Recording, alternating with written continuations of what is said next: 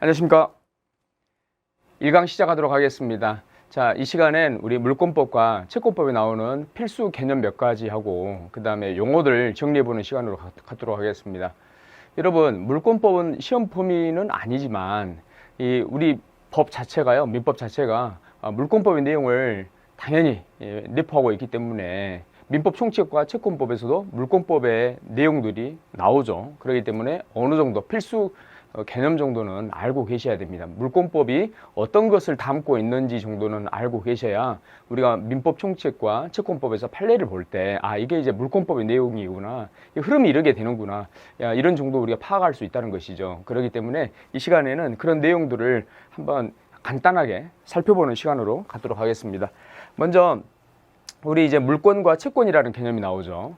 물권이라고 하는 것은 쉽게 말해서 물건에 대한 권리입니다. 자, 물건에 대한 권리가 있으면 역시 이제 얘와 이제 비교해서 사람에 대한 권리도 있겠죠. 바로 그게 이제 채권입니다. 먼저 이 채권부터 한번 볼게요. 채권은 특정인에 대한 권리, 좀 더 구체적으로 말씀드리자면 특정 채무자에 대해서 급부를 청구할 수 있는 권리다. 자, 이렇게 말할 수 있습니다.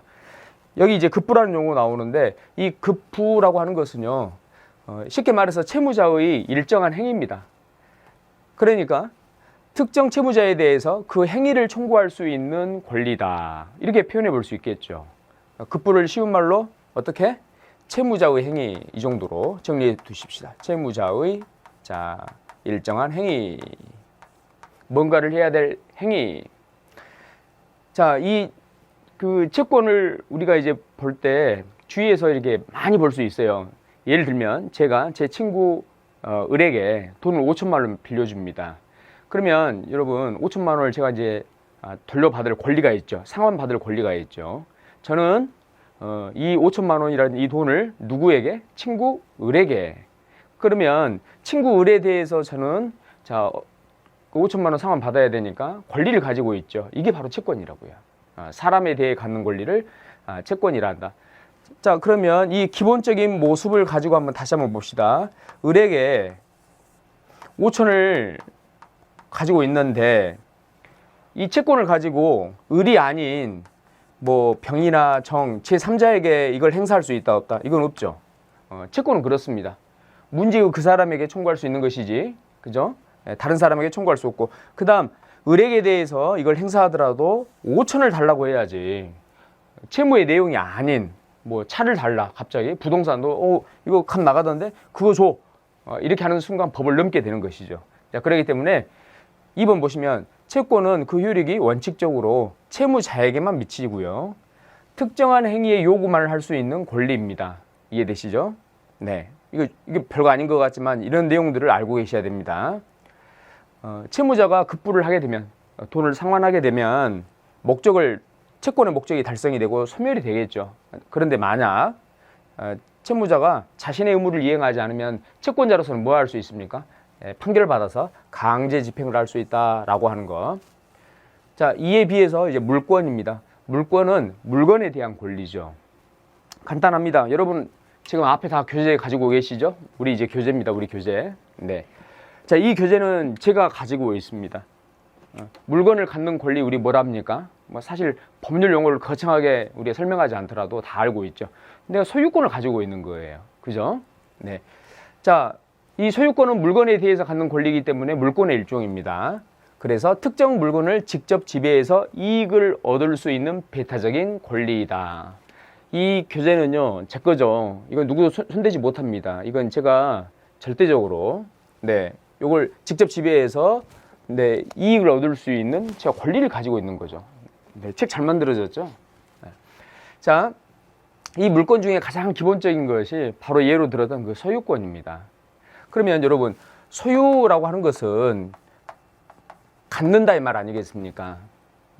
그럼 소유권 하면 갖는 권리죠. 이 물건을 지금 내가 갖는 권리.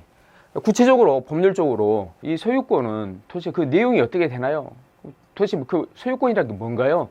우리가 내용을 들여다보면 이거죠. 소유권은 그 물건을 주인으로서 사용도 하고, 그 다음 수익도 얻고요, 경우에 따라서 뭐도 할 수 있습니까? 마음대로 처분도 할 수 있죠. 그렇죠? 네. 자, 소유권이라고 하는 것은 그 물건을 마음대로 사용하고 수익하고 처분할 수 있는 권리다. 이렇게 표현할 수 있습니다. 여기 보시면 여러분 이 사용과 수익, 처분 여기에 지금 생략된 말이 권리예요, 권리. 이거 다 각각의 권리거든요. 그러니까 사용할 수 있는 권리, 수익할 수 있는 권리, 처분할 수 있는 권리를 내용으로 하는 자, 물권 이렇게 정리해 볼 수 있단 말이죠. 그러면 여기서 우리가 이제 넓게 권리라고 또 표현하지만 근데 이 각각의 권리들은 소유권이라고 하는 이 큰 권리를 구성하고 있는, 이루고 있는 작은 권리들 아니겠습니까? 자, 이 권리를 이루고 있는 작은 권리, 이걸 법률 용어로 또 뭐라고도 표현하냐면 권능이라고도 표현합니다. 권능.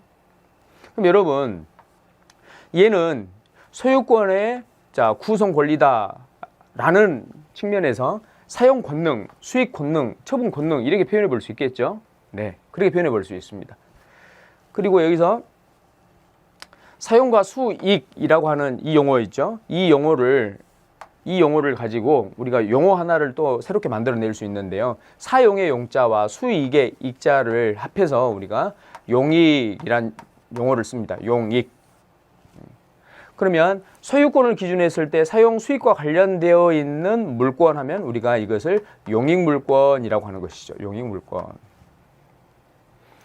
공부를 하신 분들은 알겠지만 우리가 이제 용익물권 하면 지역권, 네, 지상권, 전세권이 있죠.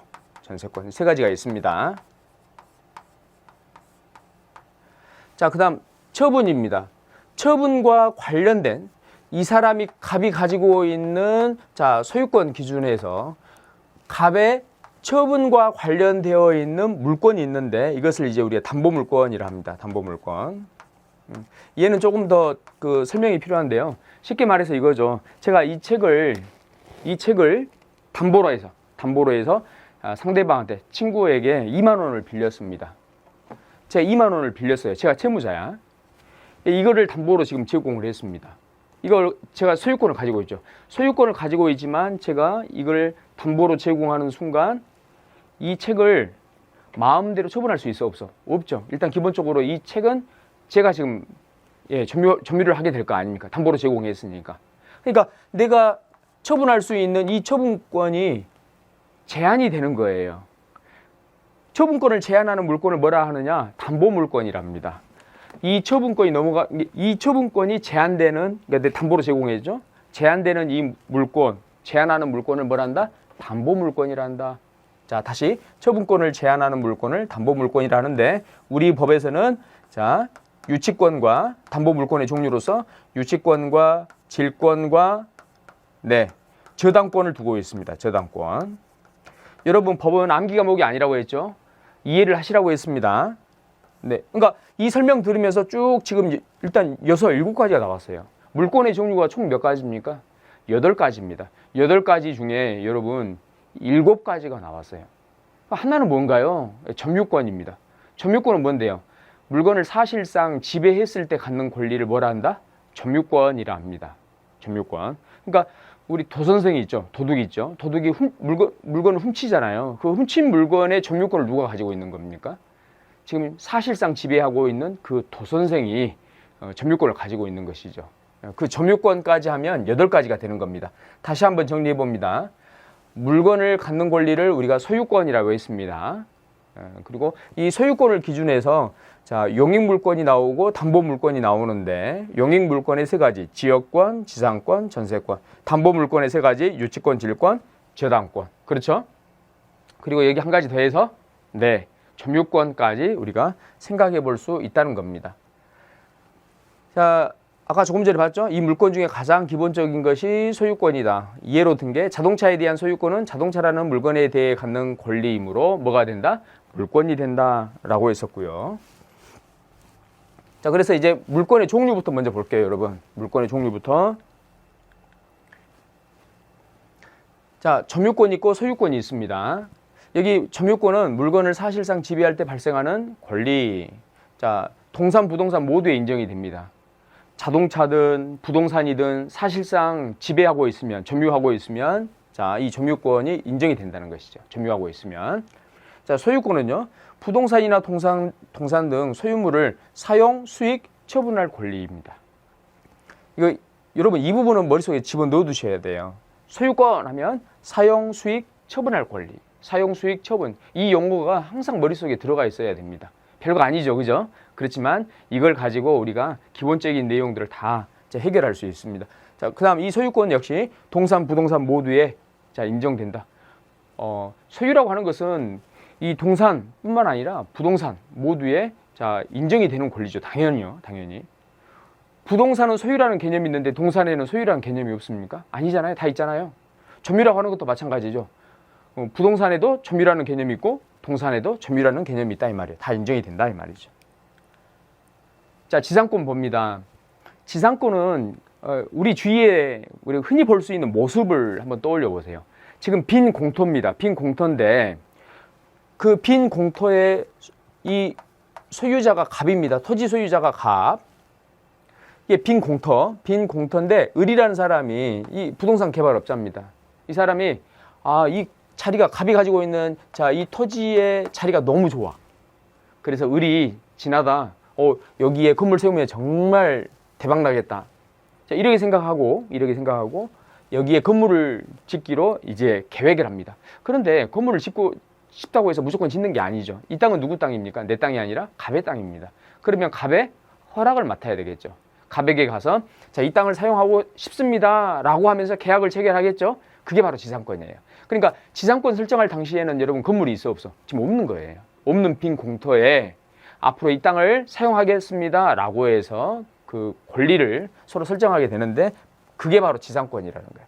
자, 그러면 이 소유자 있죠. 소유자는 지상권을 설정해 주는 사람이니까 얘는 지상권 설정자가 되겠죠.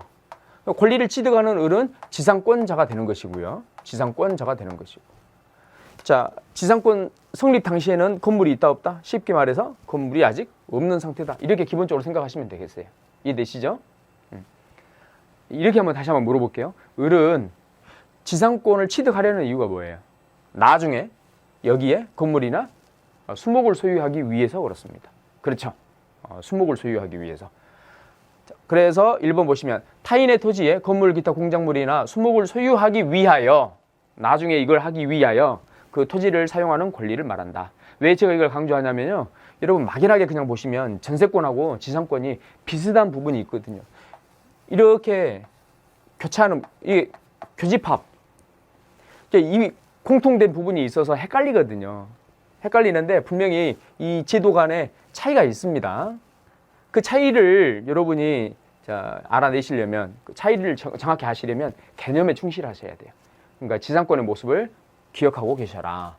이 지상권은요 부동산에만 인정되는 권리입니다. 자, 그렇게 하면 또 우리가 헷갈리겠죠. 또 그때그때 뭔가를 또 애워야 되고 부동산에만 인정되는 권리 밑에도 보니까 부동산에만 인정되고 혹시 갑자기 전세에는 동산도 인정되지 않나? 또 이렇게 헷갈릴 수 있어요. 있는데 이렇게 한번 정리해 봅시다. 여러분 부동산은 기본적으로 부동산에 있어서 권리가 인정되기 위해서는 기본적으로 뭘 해야 되냐면 등기라고 하는 걸 해야 돼요. 부동산 등기를 해야 돼요. 등기가 되어 있어야 물권으로서 인정이 되는 겁니다. 그러니까 부동산 물권으로서 인정이 되는 거예요. 이해되시죠? 등기가 되어야. 자, 이 지상권 같은 경우는 남의 토지를 갑의 토지를 빌려 쓰는 거예요. 이걸 빌려 쓰는 거예요. 빌려 쓰는 건데 만약에 계약 체결한 다음에 이 빌려 쓰기로 계약 체결하겠죠? 계약 체결한 다음에 등기까지 되면 이것은 여기까지 되면 이게 이제 지상권이 되는 거예요. 여기까지가 되면 등기까지가 되면. 근데 등기가 없이 계약만 되었다. 그러면 이거는 임대차 계약이 되는 거예요. 그 계약의 내용이 무엇이건 간에 실질적으로 토지를 빌려 쓰는 거니까 이게 임대차 계약으로 분류가 되는 거예요. 그러니까 등기가 됐느냐 안 됐느냐에 따라서 이렇게 취급이 달라지는 것이죠. 근데 우리는 지금 물권을 보고 있죠. 그러니까 기본적으로 얘들은 등기가 필요한 애들이죠. 그러면 여러분은 일단 어쨌거나 앞이든 뒤든 등기가 필요하다라고 하는 걸 알고 계시죠. 그러면 지상권, 지역권, 전세권 다 등기가 필요한 애들이니까 그러면 얘들은 부동산에만 인정되는 권리, 부동산에만 인정되는 권리, 부동산에만 인정되는 권리 굳이 암기하지 않고 이렇게 정리해 볼 수 있겠죠. 자, 그 다음 지역권입니다. 지역권은요, 내 토지 편익을 위해서 남의 토지를 이제 사용하는 겁니다. 내 토지를 위해서 남의 토지를 쓰는 거예요. 제 토지가, 자, 갑이라 합시다. 내 토지가 이렇게 있어요. 여기가 이제 도로입니다. 공로. 자, 갑의 토지 주위에는 전부 이제 바다입니다. 여기 공로 이 사이에 을의 토지가 있습니다. 을의 토지. 자, 이 그림에서 공로로 나가는 방법은 을의 땅을 밟을 수밖에 없는 거죠. 그죠? 을의 토지를 밟을 수밖에 없다. 통행할 수밖에 없다. 그죠? 그러면 자, 이 길을 여기다 딱 뚫는다라고 할 때 그냥 뚫습니까? 아니죠. 을의 승낙을 동의를 받아야 되겠죠. 허락을 받고 뚫고 가는 거죠. 이렇게. 그러면 이걸 사용하겠습니다. 뚫겠습니다. 라고 해서 을과 계약을 하겠죠. 이게 뭐라고요? 계약하고 등기하고. 이게 지역권이라고요. 지역권. 그렇게 부를 수 있는 이유는 갑의 토지를 위해서 을의 토지를 사용하는 거니까. 이런 권리를 지역권이라 한다. 아시겠죠? 지역권이니까 당연히 또 여기 이제 등기가 당연히 되어야 한다.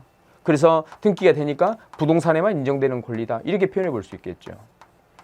여러분, 편익 제공받는 이 토지, 제공받는 이 토지를 우리가 요역지라 합니다. 요역지. 여기 제공하는 을의 토지를 승역지라 합니다. 승역지. 자, 어렵지 않습니다. 그 다음 이제 전세권입니다. 전세권. 전세 여러분 많이 아시죠? 뭐 전세 말하지 않아도 뭐 다 아는 전세권은. 자, 전세권은 부동산을 그 용도에 따라 사용할 수 있는 권리입니다. 자, 다시요. 전세권은 부동산을 그 용도에 따라 사용할 수 있는 권리. 자, 여기 건물이 있습니다. 건물이 이제 주거입니다. 주거용입니다. 주거용 건물이다. 그러면 자, 이 주거용 건물에 자, 전세권을 설정했다. 이 이야기는 뭐냐면 주거용 건물에 들어와서 이용하는 이 을이 전세권자가 주거용으로 자, 사용한다 이 말이에요. 용도가 주거용이잖아요. 그죠? 근데 을은 어쨌건 남의 건물을 지금 빌려 쓰는 거죠. 남의 부동산을 빌려 쓰는 거죠. 남의 부동산을 빌려 쓰는 거죠. 같죠? 같죠? 같은데 약간 다른 게 뭐냐면 지상권은요. 앞으로 그 토지에 자기 건물이나 뭐 수목을 소유하기 위해서 이거를 빌려 쓰는 거고, 전세권은요. 전세권은 부동산을 그 용도에 쫓아 사용하기 위해서 빌려 쓰는 거예요. 이해되시죠? 부동산을 그 용도에 쫓아 사용하려고 빌려 쓰는 거예요. 그러니까 건물 전세, 주거용으로 사용하는 거죠. 상가하면 상가로 쓰는 것이죠. 그 용도에 쫓아 정해져 있어요. 용도가. 자, 이게 차이점입니다. 그래서 이 전세가 성립하기 위해서는 전세금을 지급을 해야 돼요. 돈을 주고 건물을 그 용도에 따라 사용하기로 하고 빌려 쓰는 것. 그리고 나중에 이게 기간이 끝났을 때 전세금에 있어서는 남들보다 우선하여 변제받을 수 있는 권리. 이렇게 표현해 볼 수 있어요. 자, 여기 정의가 좀 길긴 한데 간단히 보면 전세금을 지급하고 건물을 용도대로 사용한 다음에 자, 전세금에 대해서는 나중에 다른 권리보다 우선하여 변제받을 수 있는 권리. 그 용어를 가지고 쭉 한번 따라 해보시면 금방 정리되죠. 그래서 전세금을 지급하고 타인의 부동산을 점유하여 그 부동산의 용도에 쫓아 사용 수익하며 그 부동산 전부에 대하여 후순위 권리자 기타 채권자보다 전세금의 우선 변제를 받을 수 있는 권리이다. 물건을 용도대로 사용할 수 있는 권리. 간단히 이렇게 정리해 볼 수 있습니다. 부동산에만 인정이 되죠. 네, 어렵지 않습니다. 다 할 수 있습니다. 자, 그리고 자, 담보물권입니다. 유치권, 질권, 저당권. 자, 여러분 여기서 이제 유치권과 저당권은 아마 여러분 주위에서 많이 보셨을 겁니다. 질권은 좀 생소할 수 있는데요. 유치권, 저당권은 많이 보셨다. 뭐 저당권은 뭐 돈 빌려 주면서 담보물을 잡죠. 그게 이제 부동산이면 뭐 저당권. 부동산 등기부에 보면 저당권 설정되어 있는 경우 꽤 많이 보셨을 겁니다. 유치권은요. 유치권은 돈 받기 위해서 동산이나 부동산을 점유할 수 있는 권리를 유치권이라 합니다. 유치권의 예를 한번 들어볼까요? 여러분 여기 이제 시계가 있습니다. 이제 그러면 수리하신 분이 있겠죠? 뭐 갑이 수리를 했다 칩시다. 퇴근 후에 가지러 오겠대요. 그래서 수리하시는 갑이 열심히 수리를 합니다. 그래서 수리비로 5만 원이 발생을 했습니다. 자, 이 5만 원은요. 뭐와 관련되어 있습니까? 이 시계와 관련되어 있죠. 시계로부터 이게 생긴 거 아닙니까? 그죠? 그러면 이 물건으로부터 생긴 이 5만 원, 이 권리, 이 5만 원 받기 위해서 이 시계를 뭐 할 수 있는, 잡아둘 수 있는 권리를 유치권이라 한다. 그러면 퇴근 후에 을이라는 사람이 올 거예요. 시계 주인이. 그러면서 이제 시계 주세요 하는 겁니다. 그러면 수리하신 분의 입장에서는 돈 줘, 5만 원. 당연히 하겠죠. 근데 지금 5만 원 없어요. 죄송해요. 다음에 드릴게요. 그러면 아는 사람이면 상관이 없는데 그렇지 않은 분이면 자, 수리하신 갑의 입장에서는 웃기는 소리 하면서 시계를 못 줘 이렇게 하겠죠. 이거 뭐 하고 있는 겁니까? 유치권 행사하고 있는 거예요. 자, 유치권이라 부를 수 있는 건 뭐냐면, 자, 유치권으로 불러주기 위해서는 이 물건으로부터 생긴 이 권리 5만 원 이것을 회수하기 위해서, 확보하기 위해서 계속해서 유치할 수 있는, 잡아둘 수 있는 권리, 이걸 그러면 우리는 유치권이라 하는 겁니다. 이해되시죠? 자, 이게 부동산으로 우리가 좀 더 넘어가서 보자면요. 부동산. 우리가 업자가 있어요. 공사하신 분들. 건물 이제 수리를 해주고요. 내지는 그 건물을 지어주고요. 업자분들이 건물을 짓겠죠? 건물을 짓고, 자, 이 건물 이제 신축 비용으로 뭐 15억이 들었다 칩시다. 15억. 그러면 일부 돈은 기성고에 따라서 일부 돈은 이미 받아서 한 10억 정도 받았는데 아직 5억이 집행이 안 돼 있어.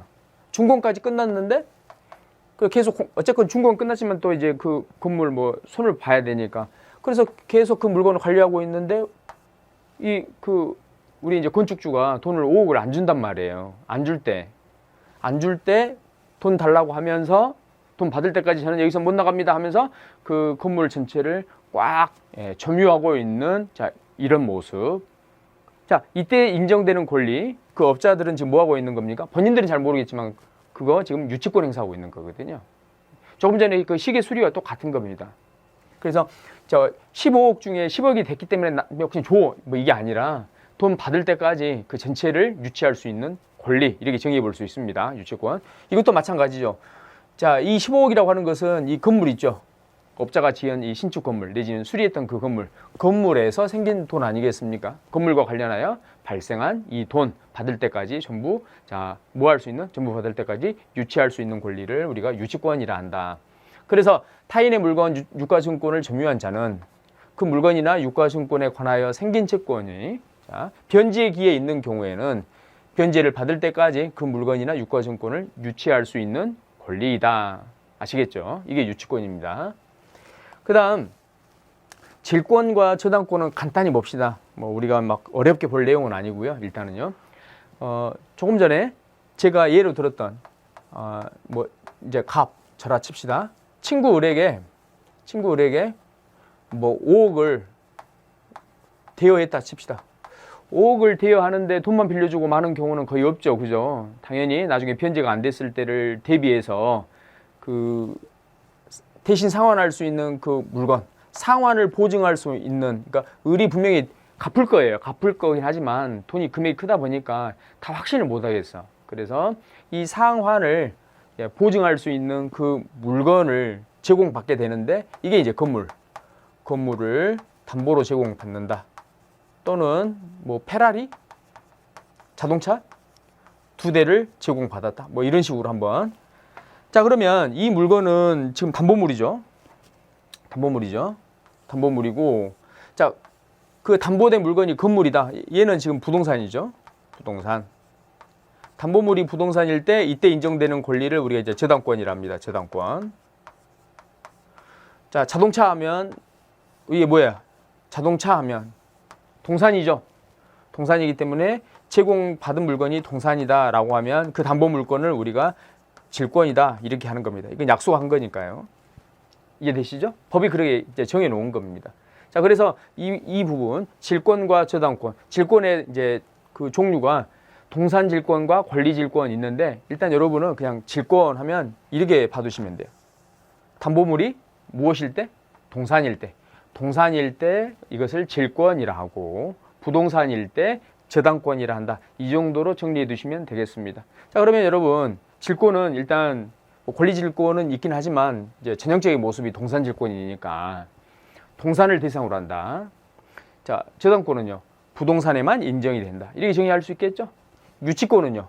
조금 전에 시계나 즉 동산이나 자, 건물 모두에 인정이 됐죠? 그러니까 동산, 부동산 모두에 인정되는 권리. 자, 이렇게 우리가 정의해 볼 수 있겠습니다. 여러분, 물권 8가지 다시 한번 정의해 볼까요? 물권 8가지. 먼저 점유권, 소유권. 그다음 용익 물권에 3가지가 있었죠. 지상권, 지역권, 전세권. 담보 물권에 3가지가 있었죠. 유치권, 질권, 저당권. 이렇게 해서 8가지가 되는 겁니다. 자, 일단 이렇게 하면 그나마 조금 아쉽긴 하지만 물권이 일단 끝난 거고요. 이제 채권입니다. 채권. 자, 직명채권, 지시채권, 무기명채권. 자, 이 3가지로 나눠볼 수 있습니다. 채권은. 먼저 여러분, 우리가 다른 거 다 생략하고 그냥 일반적으로 채권 막 하잖아요. 그 채권은 거의가 직명채권을 의미합니다. 직명채권. 자, 제가 자주 드는 이제 얘인데, 갑이 을에게 5천을 대여합니다. 5천. 그러면 여러분, 특정인 을에 대해서, 자, 얘는 권리를 가지고 있죠. 특정인에 대해서 갖는, 자, 이 권리를, 자, 우리가 지명채권이라고 한다고요. 정식 용어로. 지명채권인데, 자, 뭐, 그냥 우리가 앞에 관용적으로 그냥 빼버리고 그냥 채권이라고 불러주죠.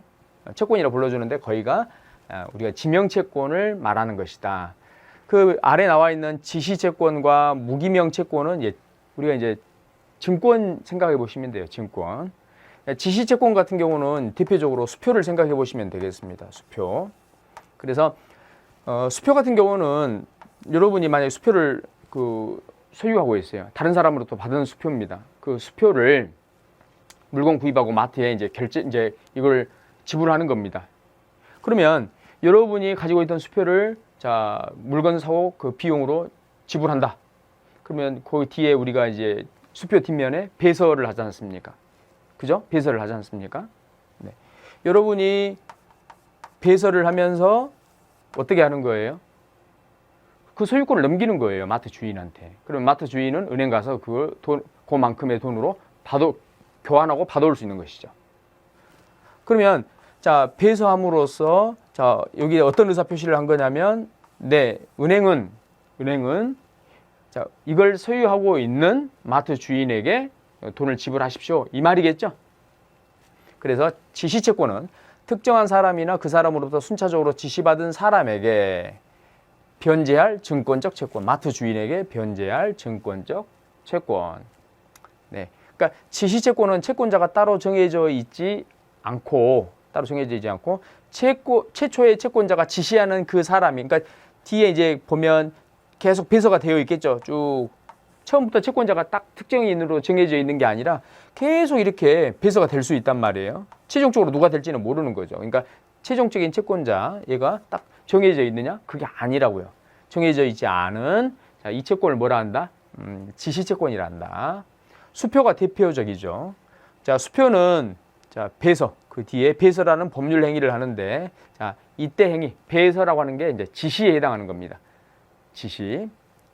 자, 요거 마트 주인에게 이제 결국 이제 상환하십시오. 은행은 지금 그 이야기라고요. 실질적으로.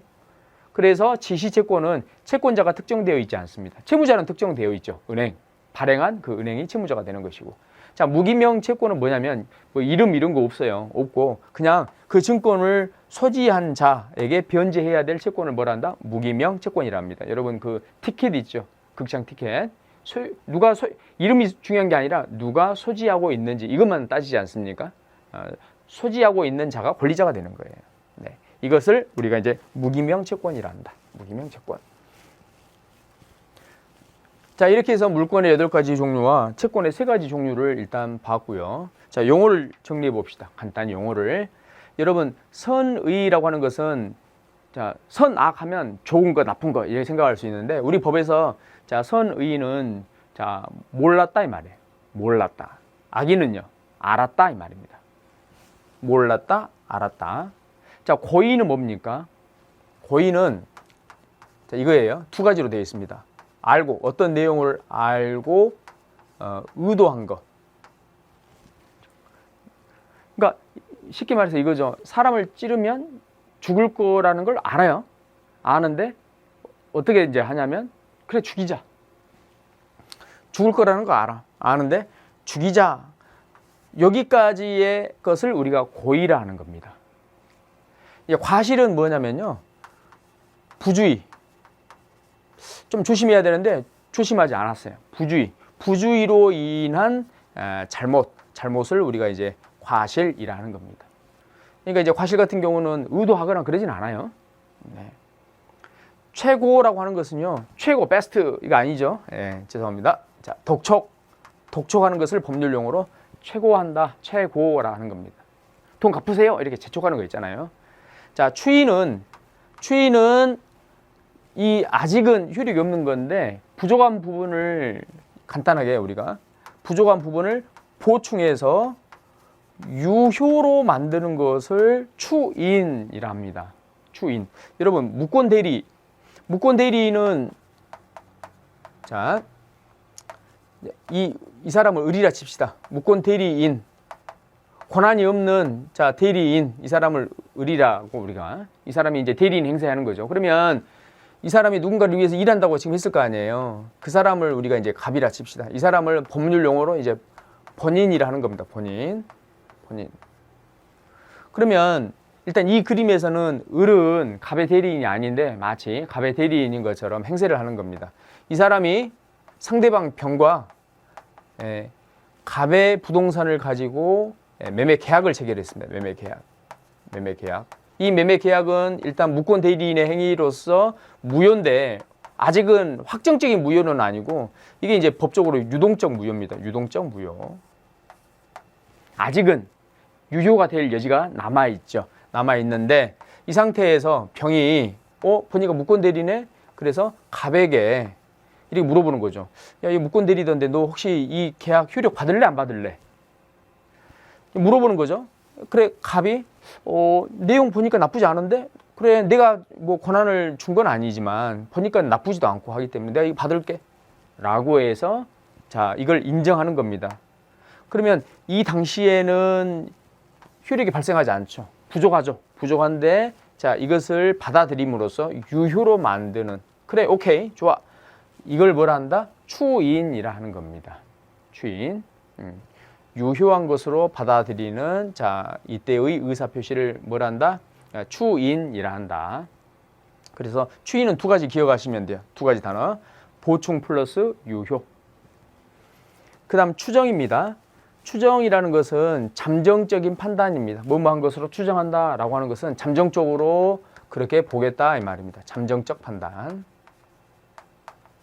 자, 잠정적으로 보는 거니까 반증으로, 반대 증거로 추정을 깨트릴 수가 있습니다. 깨트릴 수 있다. 잠정적인 판단이니까. 자, 이에 비해서 간주는 최종적인 판단입니다. 법적인 판단.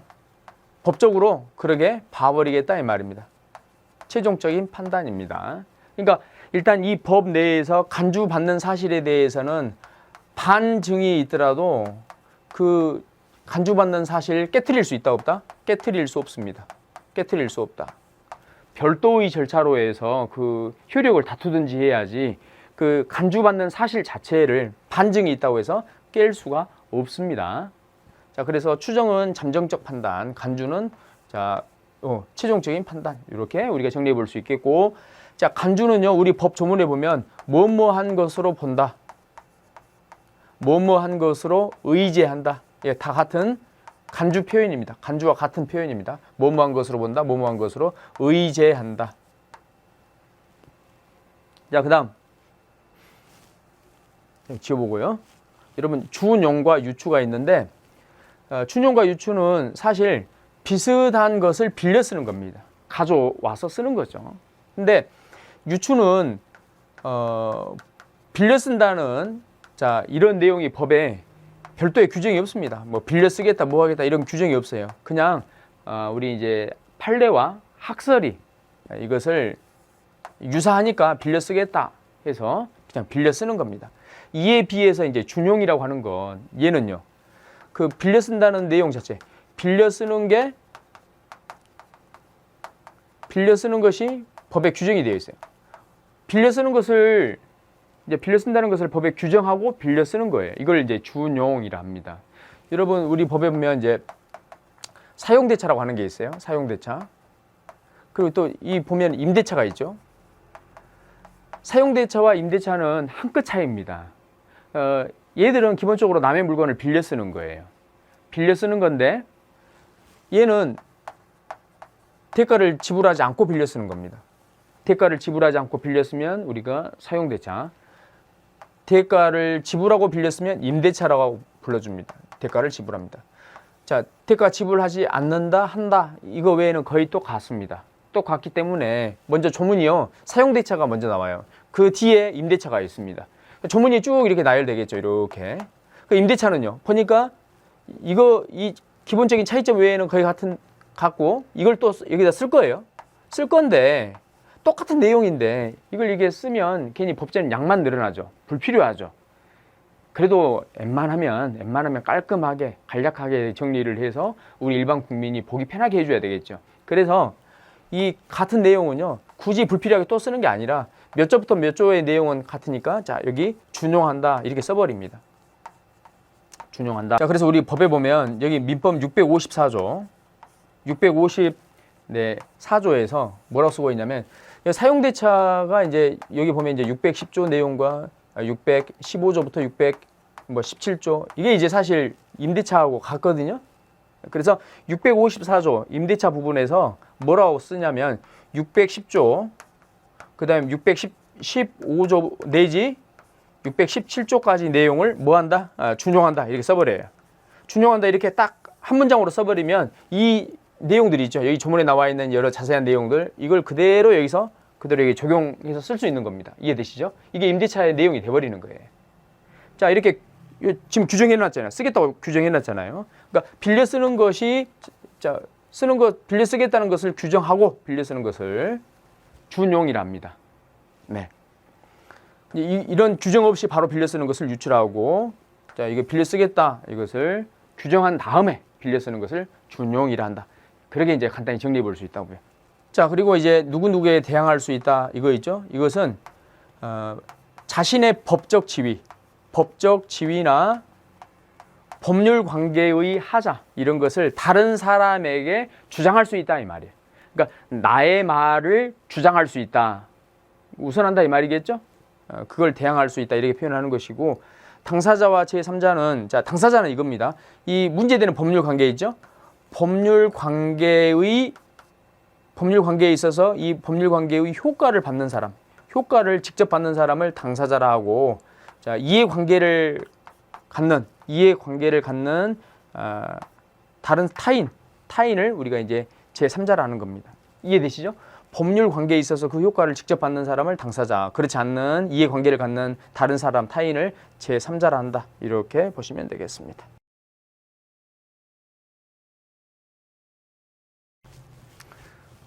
그래서 일단은 우리 용어까지 일단 봤고요.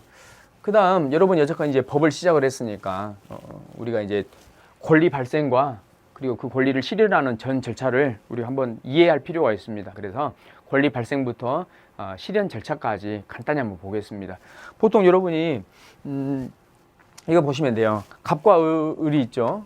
갑과 자, 을 5천을 이렇게 빌려줬단 말이에요. 근데 상환을 하지 않죠.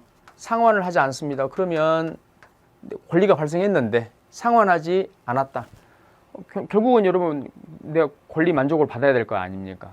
그러면 자, 이 상태에서는 바로 을을 찾아가서 멱살 잡고 흔드는 거, 자, 이렇게 해서 끝날 문제가 아니죠. 그래서 먼저 이제 사실 여기서 권리 실현하려면 5천만 원을 받아오려면 판결을 받아야 돼요. 판결. 내지는 결정을 받아야 됩니다. 아니면 이게 싫으면 아예 처음부터 돈 빌려줄 때 공정증서 이런 걸 작성을 해서 가지고 계셔야 돼요. 공정증서.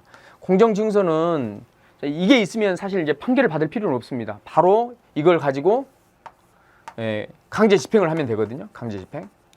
공정증서는 우리 여러분 법원 근처에 가면 공증사무실이 있습니다. 공증사무실에 가서 채권자, 채무자가 가서 같이 작성하는 거예요. 이거요. 네. 이게 판결문이나 같은 효력이 있는 겁니다. 자, 그래서 공정증서로 강제 집행하는 방법이 있고, 그 다음, 이 부분입니다. 이 부분. 그냥 믿고 빌려줬는데 돈을 갚지 않는 거죠. 그러면 일단 먼저 소송을 제기해야 돼요. 민사소송.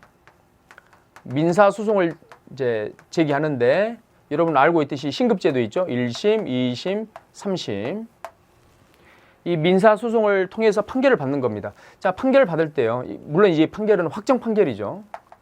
판결이 확정이 되어야만 이걸 가지고 강제 집행할 수 있는 거니까. 그러면 자, 1심 판결이 나왔어. 1심 판결이 나왔고 상대방이 여기에 승복한다. 승복하면 여기에서 이제 확정이 될 수 있죠. 확정. 1심으로 끝날 수 있어요. 근데 상대방이 자기도 할 말이 있단 말이죠. 억울하다 이 말이죠. 그래서 항소를 합니다. 항소를 하면 2심으로 넘어가죠. 그럼 2심에서도 여러분 똑같이 판결이 나오겠죠?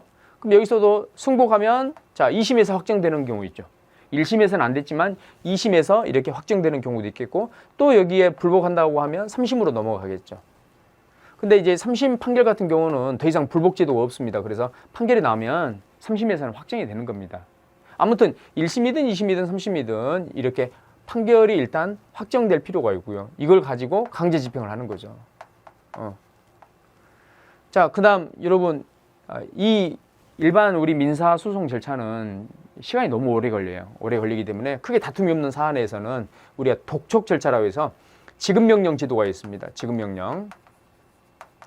지급명령 제도를 이용해서, 지급명령 같은 경우는 지급명령 신청을 하죠. 그러면 그 결정문 우리 이제 법원에서 상대방에게 보냅니다. 보내면 2주의 시간을 주죠. 받은 날로부터 2주 안에 이 일을 안 하면 확정이 돼요.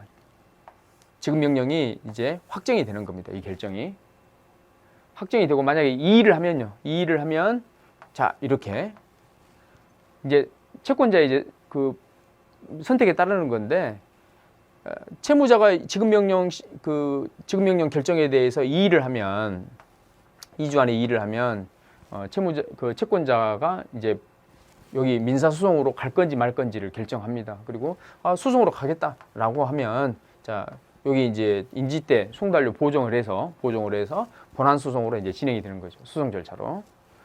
만약에 이제 어쨌건 여기에서 2주 안에 뭐 더 이상 여기에 대해서 일을 하지 않았다. 그래서 확정이 됐다라고 하면 이렇게 여기 똑같이 강제 집행으로 넘어갈 수 있는 겁니다.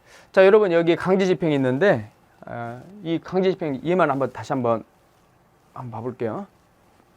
강제 집행. 여기서 제가 지금 설명드릴 게 이제 뭐냐면 이겁니다. 지금 여기 강제 집행이 있잖아요. 강제 집행의 이제 종류를 강제 집행에는 이제 어떤 제도들이 있는지 이거 한번 보겠습니다. 강제 집행의 이제 대상이 부동산이다라고 하면 여러분 우리가 부동산 경매라고 하는 강제 집행 제도를 생각해 볼 수 있고요. 동산, 유치 동산이다 하면 역시 경매. 그다음 만약에 여기 이제 채무자 병이라고 하는 을의 채무자가 있습니다. 이걸 제3채무자랍니다. 제3채무자. 그러니까 을이 제3자에 대해 가지고 있는 이거 있죠. 이 채권을 강제 집행 대상으로 삼을 수도 있겠죠. 네, 그래서 채권을 강제 집행의 대상으로 삼는다. 이때 이제 활용할 수 있는 제도가 채권 압류 및 추심명령 제도입니다. 추심명령 제도. 또 이것도 있죠. 또는 전부명령 제도입니다. 전부명령 제도.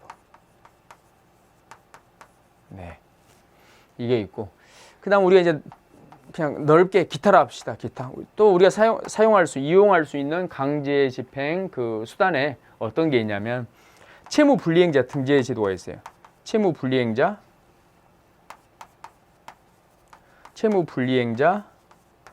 등재 제도가 있고, 그다음 재산을 찾아내고 싶어요. 그러면 재산 명시 신청이라고 하는 제도가 있어요. 재산 명시 신청. 채무자한테 직접 자기 재산 리스트를 작성해서 제출하도록 하는 강제 집행 제도입니다. 재산 명시 신청 제도. 근데 이제 제대로 잘 작성해 놓으면 좋은데 얘가 이제 거짓말 할 수도 있겠죠. 그러면 그 다음에 이용할 수 있는 거. 재산 명시 신청 제도 다음에 이용할 수 있는 게 재산 조회 신청입니다. 재산 조회 신청. 그러니까 재산 조회 같은 경우는 우리 이제 법원이 직권으로 얘 재산을 좀 파악해 주세요. 이제 신청하는 제도거든요. 실무에서 재산 명시와 재산 조회 적지 않게 활용되고 있는 제도입니다.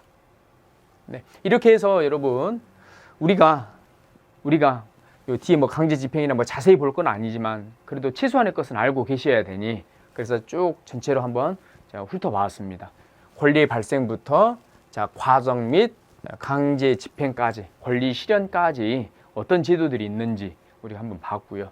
자, 다음 시간부터는 우리 교재를 이제 볼 겁니다. 교재 이제 내용들을 하나하나 볼 건데 막상 보니 어렵지 않죠. 이 큰 틀 안에 이제 하나하나 세부 내용들을 이제 채워 나갈 겁니다.